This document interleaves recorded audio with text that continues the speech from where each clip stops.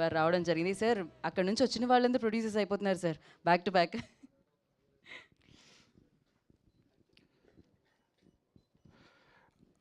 Hello అండి. ముందుగా ఈ సినిమాకి చాలా ఇంపార్టెంట్ పర్సన్స్ మా పిఆర్ఓస్, మా డిజిటల్ మార్కెటింగ్ టీము, మా వంశీకాక గారు, సురేష్ గారు, శ్రీను బంగారం గారు, చాయ్ బిస్కెట్ అనురాగ్, చాయ్ బిస్కెట్లో సురేష్, అలానే మా గీత నుంచి చేస్తున్న విష్ణు, అందరికీ స్పెషల్ థ్యాంక్స్. అంటే చాలా సినిమాలు మేము ముందుకు తీసుకెళ్తాం. ఈ సినిమా మేము ఫస్టే ప్రమోషన్ స్టార్ట్ చేద్దాం అనుకున్నప్పుడు మా పిఆర్ టీమ్కి, మా డిజిటల్ టీమ్కి అందరికీ మేము సినిమా చూపించేసాం. ఇది సినిమా అని క్లియర్గా చూపించాం. వాళ్ళు ఈ సినిమాని నమ్మి, వాళ్ళు ఈ సినిమా నచ్చి, దాని తర్వాత నుంచి జరుగుతున్న ప్రమోషన్ ఇప్పుడు రిలీజ్ వరకు డ్రైవ్ చేసింది వాళ్ళు. వాళ్ళు లేకపోతే ఈ సినిమా మాకు ఇంత రీచ్కి తీసుకెళ్ళకపోవడం. Special thank you so much అండి. తర్వాత మా డైరెక్టర్ గారి గురించి ఫస్ట్ మాట్లాడదాం అనుకుంటున్నాం. సో 2020లో లాక్డౌన్లో రాహుల్ గారి ఇంటికి వెళ్ళి రాహుల్ గారిని కలిసి బ్రో సినిమా చేయమని అడిగాను. ఆయన మేమిద్దరం కలిసి చాలా అంటే ఆయన దగ్గర ఉన్న చాలా కథలు నరేట్ చేశారు. అన్ని కథలు బాగుంటాయి. సరే ఈ కథ ఈ హీరోకి ఈ కథ ఇలా చేద్దాం, కొత్తలతో చేద్దాం అని 3-4 కథలు పట్టుకొని మొత్తం ఒక 1 year 2 years తిరుగుతూనే ఉన్నాము. ఏది తొందరగా సెట్ అవ్వట్లేదు. 2023 వరకు ఇలానే స్ట్రగుల్ పీరియడే జరిగింది. 2023 ఎండింగ్లో రష్మిక గారికి ఈ కథ చెప్పడం జరిగింది. ఆవిడ ఓకే చేశారు. అప్పుడు ఈ సినిమా స్టార్ట్ అయింది. దీని ముందు ఒక చిన్న ఇన్సిడెంట్ చెప్పడం కోసం చెప్తున్నాను. ఒకరోజు ఒక హీరో నరేషన్ ఉండింది మాకు. 12 o'clock ఆ టైంలో నరేషన్ ఉంటే నేను 11 o'clockకి డైరెక్టర్ గారు కాల్ చేసి బ్రో నరేషన్కి రెడీ అయ్యారా, స్టార్ట్ అవుతున్నారా అని అడిగాను. అడిగితే బ్రో మీరేమనుకోకపోతే ఒక్కసారి వచ్చి నన్ను పిక్ చేసుకొని వెళ్తారా అని అడిగారు. సరే మా ఇంటి పక్కనే కదా అని వెళ్ళాను. నేను వెళ్తే వాళ్ళ అపార్ట్మెంట్ కింద కార్ ఎక్కుతూ చిన్మయ్ గారు ఆవిడ లిటరలీ లేబర్ రూమ్కి వెళ్తున్నారు. నిండు గర్భిణి, 2 కిడ్స్ని క్యారీ చేస్తూ కార్ ఎక్కుతున్నారు. నాకు అర్థం కాలేదు. బేసికల్లీ తన కారులో వాళ్ళ వైఫ్ హాస్పిటల్కి వెళ్తున్నారు. సో తనకు వెహికల్ లేక నన్ను రమ్మన్నారని అప్పుడు అర్థమైంది. నేను క్యాజువల్గా మాట్లాడుకుంటూ వెళ్దామని రమ్మన్నారు అనుకున్నా.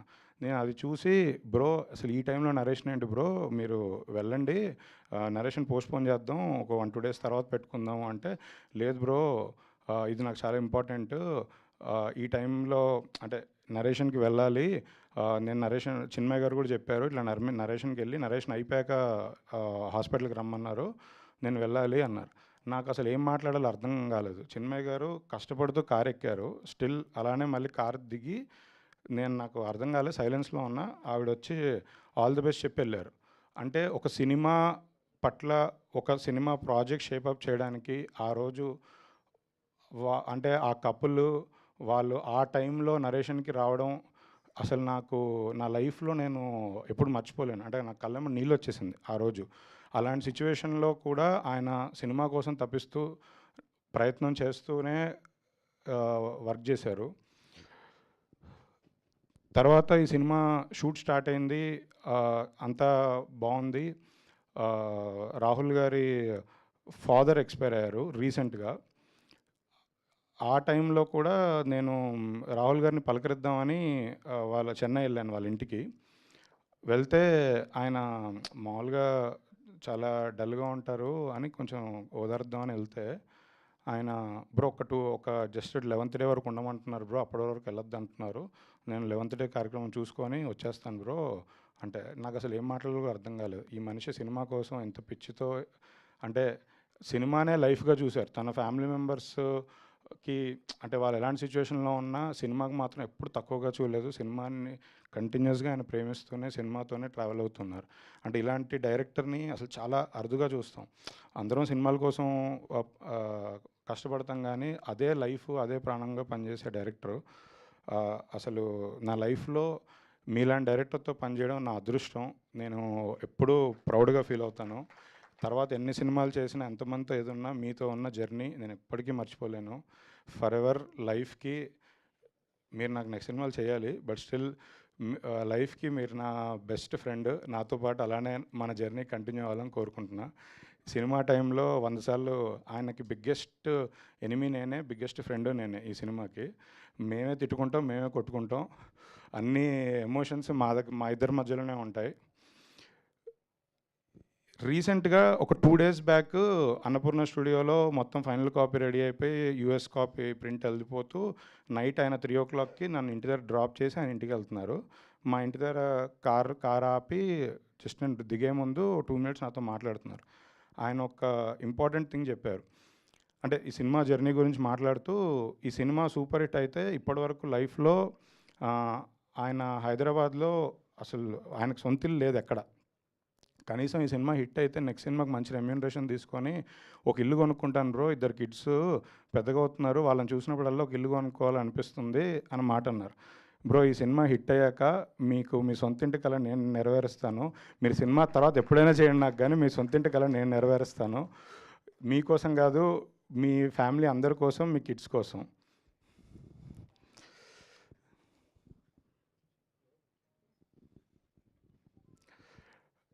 సరే, మా హీరోయిన్ రష్మిక గారి గురించి ఆల్రెడీ నేను ట్రైలర్ లాంచ్ ఈవెంట్లో మాట్లాడాను, చాలా ఇంటర్వ్యూస్లో మాట్లాడాను. ఆవిడ కోసం స్పెషల్గా నేను మళ్ళీ సక్సెస్ ఫంక్షన్లో ఎక్కువసేపు మాట్లాడతాను. Rashmika garu, thank you so much for being with us. ఈ సినిమా మీరు లేకపోతే లేరు, ఈ సినిమా లేదు, చాలాసార్లు చెప్పాను. Thank you so much. Dikshit గారి గురించి, ఈ సినిమా ఓకే అయిపోయి అంత అయిపోయాక దీక్షిత్ గారు ఆన్ బోర్డ్ వచ్చిన తర్వాత యాక్చువల్లీ నాతో మాట్లాడుతూ ఆయన ఎన్ని డేట్స్ కావాలి, ఏ డేట్స్ కావాలి అంటే మనం స్కెడ్యూల్ ఇచ్చాం. ఆయన ఆ స్కెడ్యూల్ ప్రకారం డేట్స్ బ్లాక్ చేసుకున్నారు, అంతా బాగుంది. కానీ ఆ స్కెడ్యూల్లో మేము ఒక్క డేట్ కూడా వాడలేదు. ఏ స్కెడ్యూల్ మన దగ్గర లేదో ఆ డేట్సే ప్రతిరోజు ఫోన్ చేసి బ్రో ఒక్కరోజు బ్రో ప్లీజ్ బ్రో అంటే ఆయన పాపం ఒక్కరోజు కూడా నో చెప్పకుండా మొత్తం సినిమా షూటింగ్ అంతా వేరే వాళ్ళని రిక్వెస్ట్ చేసుకుంటూ వేరే వాళ్ళ షూట్లోంచి పర్మిషన్ తీసుకొని వచ్చి, మేము అర్ధరాత్రి ఫోన్ చేసినా నెక్స్ట్ డే మార్నింగ్ ఫ్లైట్ తీసుకొని వచ్చారు.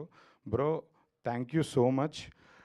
మీరు ఆ టైం మాకు ఇవ్వకపోతే, అంటే మీకు తెలుసు మనం ఆ రోజు కాలేజ్ లొకేషన్స్ పర్మిషన్స్ వీకెండ్సే వస్తాయి, రష్మిక గారి డేట్స్ ఇంత ఇదిలో మేము ఎప్పుడూ మిమ్మల్ని రిక్వెస్ట్ చేయడం లాస్ట్ మినిట్లో మీరు మాకు సపోర్ట్ చేశారు. మీరు సపోర్ట్ చేయడం వల్ల ఈ సినిమా అంత షూటింగ్ అంత ఫాస్ట్గా చేయగలిగాం. Thank you so much. ఈ సినిమా తర్వాత మీరు తెలుగు సినిమా ఇండస్ట్రీలో ఒక స్టార్ అవుతారు, మీరు ఒక స్టార్ పర్ఫార్మర్ అవుతారు. మీ యాక్టింగ్ చూసి నేనెంత షాక్ అయ్యానో, సినిమా రిలీజ్ అయిన తర్వాత ఆడియన్స్ అంతా చూసి మీకు పెద్ద ఫ్యాన్స్ అవుతారు. హేషామ్ గారు ఇందాక చెప్పినట్టు యాక్చువల్లీ హృదయం సినిమా లో దర్శన సాంగ్ రిలీజ్ అవ్వగానే రాహుల్ గారు నాకు సాంగ్ చూపించారు. ఈ మ్యూజిక్ డైరెక్టర్తో మాట్లాడదామని అనుకున్నాం. ఫస్ట్ హేషామ్ గారికి వెళ్ళి సినిమా అడిగాము చేయమని. అప్పుడు అసలు ఈ కథ కూడా కాదు, అది వేరే కథ. సో హేషామ్ గారు చేయడానికి ఒప్పుకున్నారు. తర్వాత మళ్ళీ ఆ కథ మారి ఈ కథకు వచ్చిన తర్వాత ఈలోపు హేషామ్ గారు ఖుషి అనే ఒక బ్లాక్ బస్టర్ సినిమా చేశారు. హాయ్ నాన్న బ్లాక్ బస్టర్ సినిమా చేశారు, పెద్ద మ్యూజిక్ డైరెక్టర్ అయిపోయారు తెలుగులో. సో మాకు ఈ ప్రాజెక్ట్ ఓకే అయిపోయిన తర్వాత నాకైతే పిచ్చ డౌట్, అసలు హేషామ్ గారు ఈ సినిమా చేస్తారా లేదా చేయరా అని. ఎందుకంటే అప్పుడంటే డెబ్యూటెంట్ ఫస్ట్ సినిమా అని, తర్వాత 2-3 బ్లాక్ బస్టర్స్ కొట్టాక అంత టైం ఉంటుందో లేదో కూడా నాకు తెలీదు. బట్ మేము హేషామ్ గారిని అడగగానే ఆయన ఇందాక స్టేజ్ మీద చెప్పిన మాటే, this is my first film in Telugu, అసలు డిస్కషన్ కూడా లేదు, ఐఎమ్ డూయింగ్ దిస్ ప్రాజెక్ట్ అని చెప్పారు. Thank you so much sir. మీరు ఇందాక స్టేజ్ మీద పాట పాడారు, ఇక్కడ ఆడియో సిస్టము స్పీకర్స్ ఇవన్నీ బాగోవు సార్.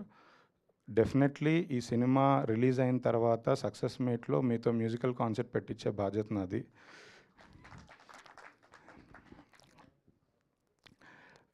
చాలా సినిమాలకి మ్యూజిక్ డైరెక్టర్ ఒకళ్ళు ఉంటారు, ఆర్ఆర్ వేరే వాళ్ళు చేస్తారు. మీరు ఎన్నో ఫంక్షన్స్ చూసుంటారు మీడియా వాళ్ళు. ఇద్దరు మ్యూజిక్ డైరెక్టర్స్ ఒక స్టేజ్ మీద చాలా, అంటే నాకు తెలిసేది ఎప్పుడు ఉండరు. కానీ ఈ సినిమాకి ఫస్ట్ టైం నేను ఇద్దరు మ్యూజిక్ డైరెక్టర్స్ని స్టేజ్ మీద చూశాను ఇందాక. అంటే చాలామందికి చిన్న చిన్న ఇష్యూస్ ఉంటాయి, అంటే ఈగోస్ ఇష్యూస్ అవ్వచ్చు, వర్క్ ఇష్యూస్ అవ్వచ్చు, చాలా ఉంటాయి, క్రియేటివ్ డిఫరెన్స్లు ఉండొచ్చు. బట్ ఈ సినిమాకి ఇద్దరు పిల్లర్స్ లాగా మాకు సపోర్ట్ చేసి లాస్ట్ మినిట్ వరకు ఇద్దరు మిక్సింగ్ థియేటర్లో ఉండి కాపీ చెక్ చేసుకొని గ్రీన్ సిగ్నల్ ఇచ్చారు.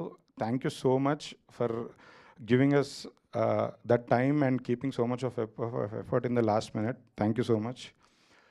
ప్రశాంత్ విహారీ గారితో యాక్చువల్లీ మెంటల్ మదిలో సినిమాకి నేను డిస్ట్రిబ్యూటరు. ఆ సినిమాలో పాటలు బాగుంటాయని చూసి ఇమీడియట్గా దొరసాని సినిమాలో అప్రోచ్ అయ్యాం, చేశారు. ఆ సినిమా సక్సెస్ అవ్వకపోవడం వల్ల ఆయన అంటే పాటలు అంత రీచ్ వెళ్ళలేదు. నెక్స్ట్ సినిమా డెఫినెట్లీ ప్రశాంత్ గారితో ఫుల్ సినిమా చేయాలని కోరుకుంటున్నాను. బట్ ఒక హిట్ సినిమాలో ఈ సినిమాతో పార్ట్ అవుతున్నాం. ఎడిటర్ చోటకే ప్రసాద్ గారు కూడా నాకు ఎన్నో ఇయర్స్గా తెలుసు. నా ఫస్ట్ సినిమాకి ఆయన ఎడిటర్గా చేయాలి. అప్పటి నుంచి ఆయనతో ఒక పెండింగ్ బాకీ ఉండిపోయింది నాకు. భయ్యా ఈ సినిమాతో పెద్ద హిట్ కొట్టబోతున్నాం, మన ఇద్దరి జర్నీ ఇక్కడి నుంచి స్టార్ట్ అవ్వబోతుంది. అంటే నా అన్ని సినిమాల్లో ఎడిటర్లు మారిపోతుంటారండి, అది నా కర్మ, నేనేం చేయలేను. ఫస్ట్ ఎవరితోనో స్టార్ట్ చేస్తాం, లాస్ట్కి వచ్చేసరికి ఎవరో మారిపోతుంటారు. బట్ ఈ సినిమా మొత్తం చోటాకే ప్రసాద్ గారు ఉండి చేశారు. ఆయనతోనే నేను ఫర్దర్గా అన్ని సినిమాలు చేస్తాను. అందరు అయిపోయారు. లాస్ట్ ఈ సినిమా జరగడానికి మెయిన్ కారణం మా విద్యక్క. అంటే విద్యక్క సపోర్ట్ లేకుండా, విద్యక్క ఈ సినిమా అంటే విద్యక్క లేకుండా ఈ సినిమా ఉండేది కాదు. మొత్తం స్ట్రెంగ్త్ అంతా విద్యక్కే ఇచ్చారు మాకు ఈ సినిమాకి. అంటే జనరల్గా అరవింద్ గారు అంటే నాకు చాలా భయం. నేను ఆయన దగ్గరికి వెళ్ళి మాట్లాడాలన్నా కూడా నాకు భయం. ఆయన పిలిచి మాట్లాడే వరకు నేను అసలు వెళ్ళను. ఈ సినిమాకి మొత్తం అరవింద్ గారి దగ్గర వెళ్ళి అడగాల్సినవి, లేదా అప్రూవల్స్ తీసుకోవాల్సింది, లేదా ఏదైనా కమ్యూనికేట్ చేయాల్సింది ఏదున్నా విద్యక్కే చేశారు. ఈ మొత్తం అంటే అరవింద్ గారితో ఏ డిసిషన్ తీసుకోవడానికి వెళ్ళినా కొంచెం టఫ్, అదన్నీ విద్యక్కే చేశారు. నాకు ప్రతిసారి నువ్వు రా ఒకసారి అంటే, అక్క మీకు దండం పెడతా మీరు వెళ్ళండి అని చెప్పేవాడిని. సో నిజం చెప్పాలంటే నా బాధ్యత అంతా ఆవిడే మోసారు. అంటే అందరూ అనుకుంటారు గీతా ఆర్ట్స్లో అంటే చాలామంది ప్రొడ్యూసర్స్గా పడుతుంది అండ్ విద్యక్క వచ్చి అరవింద్ గారి డాటరు. సో అది ఈజీ కేక్ వాక్ అనుకుంటారు, కాదు. విద్యక్క సోలోగా సింగిల్ సినిమాతో బ్లాక్ బస్టర్ కొట్టారు. నెక్స్ట్ విద్యక్క వరుస సినిమాలు పెద్ద పెద్ద బ్లాక్ బస్టర్ కొడతారు. ఆవిడ హార్డ్ వర్క్, ఆవిడ జడ్జిమెంటు అవన్నీ ఫ్యూచర్లో మీరు చూస్తారు. ఆవిడ ఎవరి షాడో కింద లేరు. ఆవిడ ఇండివిజువల్ ప్రొడ్యూసర్గా టాప్ ప్లేస్కి వెళ్ళబోతున్నారు. నాకు ఒక చిన్న కోరిక ఉండేది చిన్నప్పటి నుంచి, అరవింద్ గారు దత్ గారు కాంబినేషన్లో ఇద్దరు పార్ట్నర్షిప్స్లో చాలా బ్లాక్ బస్టర్ సినిమాలు వచ్చాయి. ఈ సినిమాతో స్టార్ట్ అయ్యి ఫ్యూచర్లో నేను విద్యక్క ఒక 10 సినిమాలైనా బ్లాక్ బస్టర్ సినిమాలు చేయాలి అని కోరుకుంటున్నాను. అలా ఒక సినిమా అయిపోయాక వదిలేకండి అక్క.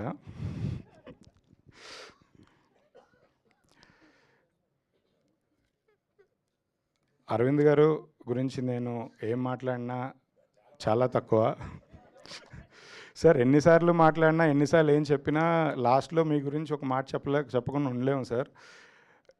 నాకు నా లైఫ్లో దేవుడు నా లైఫ్కి ఏమైనా చేశారు అంటే, నా లైఫ్లో దేవుడి రూపంలో అరవింద్ గారే అన్నీ చేశారు. నాకు కష్టం వచ్చినా, సుఖం వచ్చినా, బాధ వచ్చినా, ఏడుపు వచ్చినా ఏదైనా అరవింద్ గారు తీరుస్తారు. నా లైఫ్ మొత్తం నేను ఇండస్ట్రీలో ఉన్నంత కాలం అరవింద్ గారు రుణపడి ఉంటాను. నేను రుణం తీర్చుకోలేను, కానీ నేను ఎప్పటికీ రుణపడి ఉంటాను. నాకు సార్ మీ దగ్గరకు వచ్చి జర్నీ స్టార్ట్ చేసిన తర్వాత హైదరాబాద్లో ఏదో ప్రొడక్షన్ ఆఫీస్ ఒకటి, విజయవాడలో సీడెడ్లో ఆఫీస్లో డిస్ట్రిబ్యూషన్ ఆఫీస్లో ఒకటి ఉన్నాయి సార్. నేను ఆఫీస్ పెట్టినప్పటి నుంచి నాకు ఒక కోరిక ఉండేది సార్. ఫస్ట్ ఆఫీస్లోకి ఎంటర్ అయ్యాక అరవింద్ గారు ఫోటో పెట్టాలని కోరిక ఉండేది సార్. కాకపోతే ఆయన పర్మిషన్ లేకుండా ఫోటో పెడితే ఆయన పేరు వాడుకున్నట్టు అవుతుంది అని ఒక భయంతో నేను అసలు ఎప్పుడూ ఏది పెట్టలేదు సార్. ఈ సినిమా తర్వాత నేను విత్ యువర్ పర్మిషన్ అన్ని ఆఫీసులలో మీదే పెద్ద ఫోటో పెట్టుకుంటాను సార్. లైఫ్ లాంగ్ ఆ ఫోటో లేకపోతే నాకు ఆఫీస్లో ఏ పనులు అవ్వవు సార్. నాకు నిజంగా ఆఫీస్లో ఫోటోలు కావాలి sir. Thank you so much sir. Thank you so much అండి. ఒక పక్క అరవింద్ గారిని ఫోటో అడిగేశారు, ఇంకో పక్క